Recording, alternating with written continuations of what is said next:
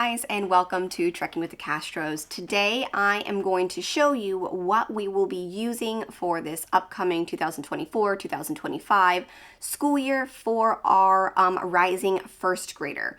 I have here The Good and the Beautiful. We are going to reuse a reading program that I've had for a few years from Abeka, and those are the only two. That are just for her things. There are some history with Beautiful Feet that will be shared family curriculum, but that is a different video. So jumping in, we have handwriting. We are using The Good and the Beautiful for first grade. And let's see, I can show you inside. It says that it works with drawing, writing your first name, writing letters and numbers, tracing and writing words and sentences, and a little bit of drawing as well. So let's see. This is page 3. Over here is some tracing. And I will flip through.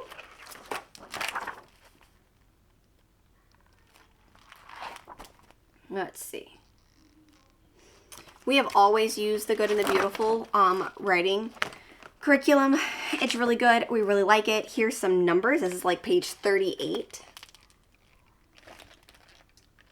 And this is the first book that they finally are getting like a full-size one. Their ones for like pre-K and kindergarten are like the little doodles. And so they're like half sizes. They're, you know, a little bigger than this in length, but that is what they use. So this is her first size, like regular day one.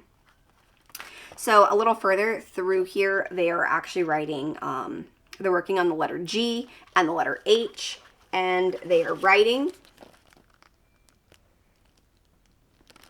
For G, it is, they're practicing G, and then they're writing grapes, give, goat, game, golf, gulp. And then they do a little activity through the maze. And then down here it says be kind always.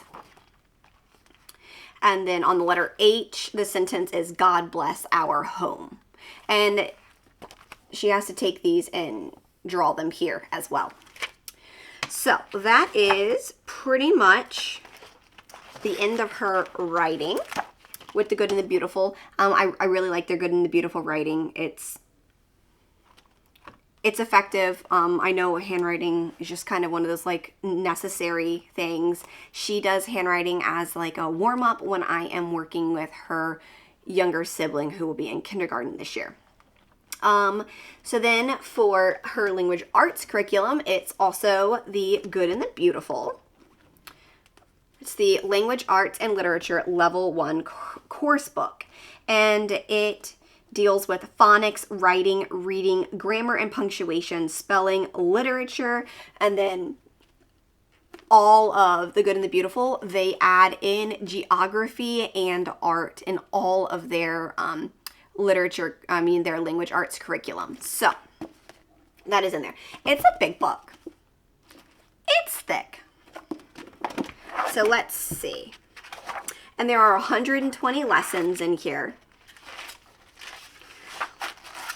And I'll show you, they have some things that go with it, that comes with it. So I'll show you that next. So this is lesson 1. Lesson 1 is long and short vowels.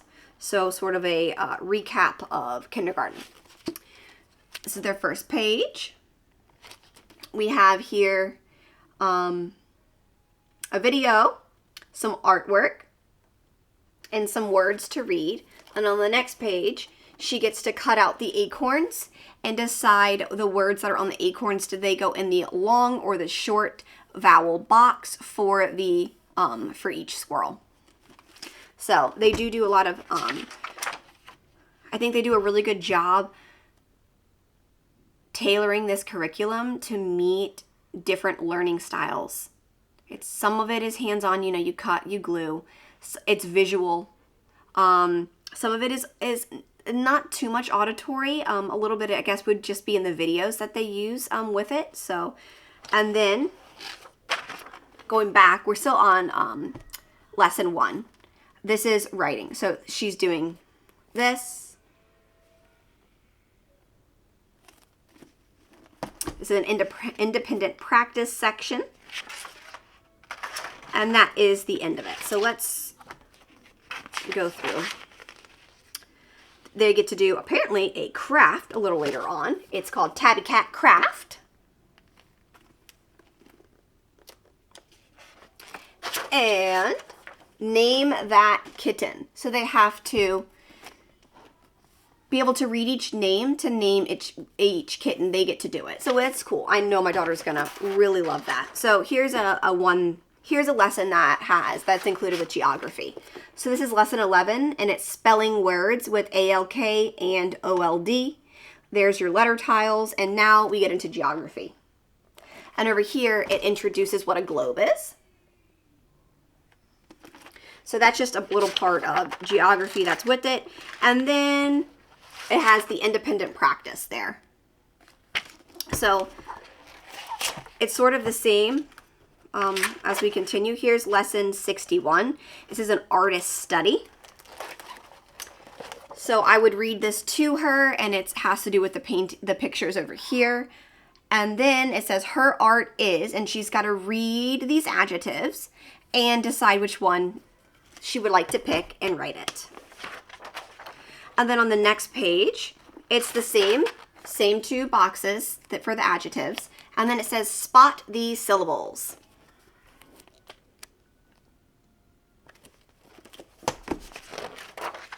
And that is the end. Lesson 62. Look at this picture. Is that not gorgeous? So that is pretty much what we are going to be using.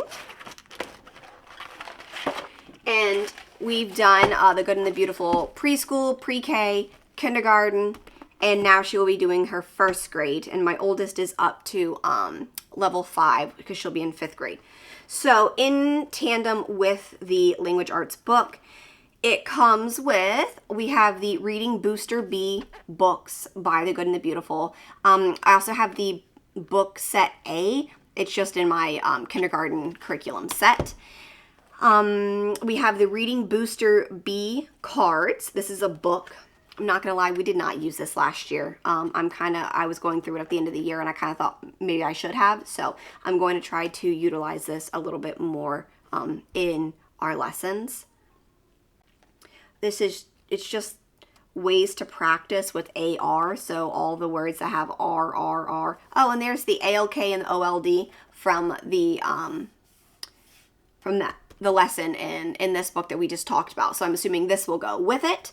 And so this goes in tandem with it. And then they have a little nature reader. She's still on the one from last year. It's the first one, and it's an orange one with a fox. But she'll start this one. It says my second nature reader, and it's just little mini books inside of here, little mini stories. Let's see if it tells you how many that there are. There are 20. So this one is book number 1. Was it The Skunk? And then down here, it tells you what it's working with. It says Sight Words Group 1. So my daughter really enjoyed those. But she's still going to finish her first one if she doesn't finish it during the summer. So, and then she's got her remaining phonics cards. They split these up for half is kindergarten and half is first grade. So we will be using the rest of these. Oh, this goes through second grade. I apologize. These are just phonics cards.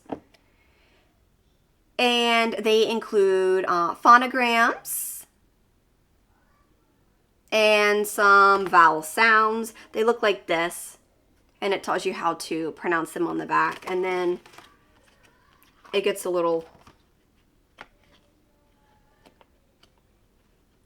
more. And so I haven't done anything with those yet, but that's just extra. So there is plenty of practice for language arts in this curriculum, and it all comes together. The nature reader and the booster book set I did buy separately, but they're still insanely cost effective, comparatively speaking, towards other curriculums out there on the market. So moving into math, we are also doing the good and the beautiful. We usually do that up until 3rd or 4th grade, and then we switch to teaching textbooks. So she's got her spiral round math, and she really enjoys math. Let's see some of the concepts that it's going to teach. Identifying right and left. It's going to redo writing numbers 1 through 5. It's going to review calendars, place values, subtractions, writing numbers, pennies, nickels, and dimes, counting, writing 4, 5, and 6. We're going to start doing the fact families, the hundreds chart, counting by hundreds, writing cents, subtraction stories, so word problems, estimating, ordinal positions, telling time to 5 minutes, adding 10 to a number, 3-dimensional shapes, grouping by tens, more calendar work, volume, calendar practice, subtraction practice. So that's pretty much a overview. So let's see. Lesson 1, identifying right and left. This is the part that usually you read, and then she gets to practice. And on the next page is a review page.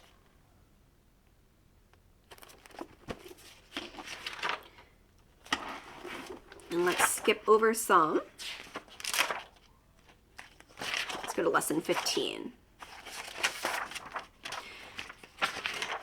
All right. So lesson 15 is patterns.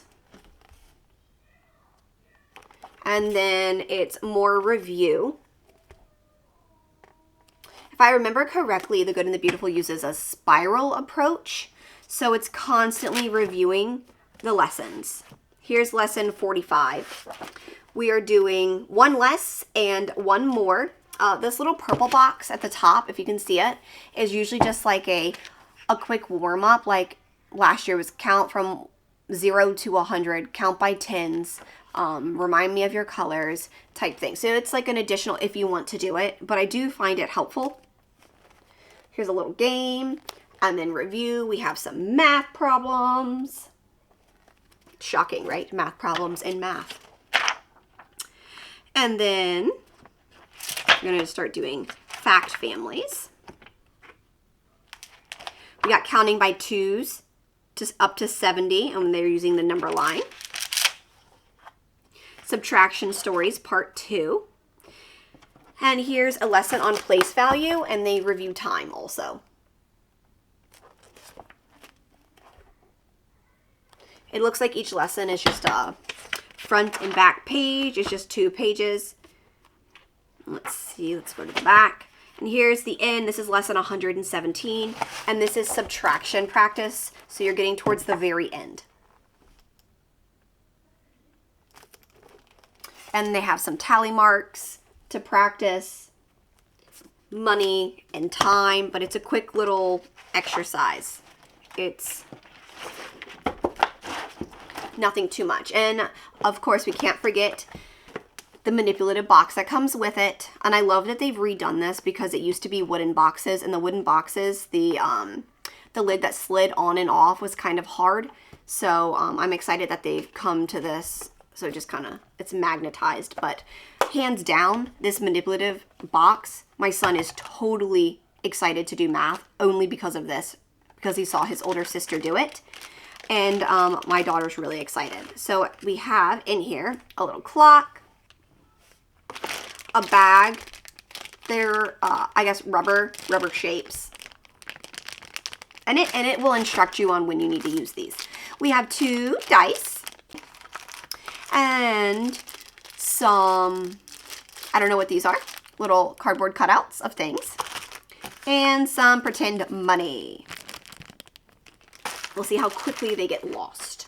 So, but definitely excited to do the shapes. So that is the math, and then reading is always our downfall. I have this from when my daughter did Abeka in 1st grade, and she learned to read, and it was an amazing experience for reading. So I have this that I'll pull out. I have it's just the answer key, the reading one answer key. But what I like about it is it tells me what book to go to and what page. And I have questions that I can ask from the book. Like it says, page 52, it says, why did the cat get wet? It says, there is water at the bottom of the well. And it tells you. So I like this from Abeka to be a little bit more. And it's literally...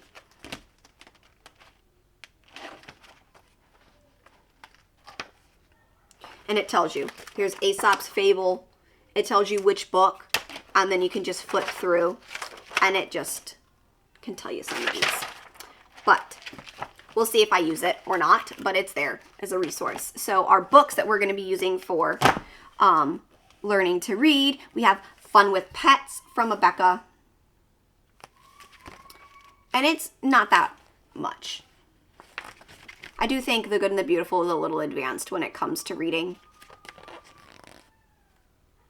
So we go slow and don't push it. We have Tiptoes and Stepping Stones, Secrets and Surprises, Kind and Brave, Aesop's Fables, Strong and True, Down by the Sea, and Animals in the Great Outdoors. So what I like about these sets is it has adventure, it has animals, there's outdoor stuff, there's like, it can go for anybody. It can be used for a girl or boy. They're not too girly. They're not too boyish. It really works. So this is what we will be using for reading. And then history and science, we're doing those as family subjects, and I will make a video on what we're doing. I hope this was helpful, and I'm so glad you came to watch with me, and we will give you some updates as we go, and let me know if you're also using The Good and the Beautiful. Bye. Bye.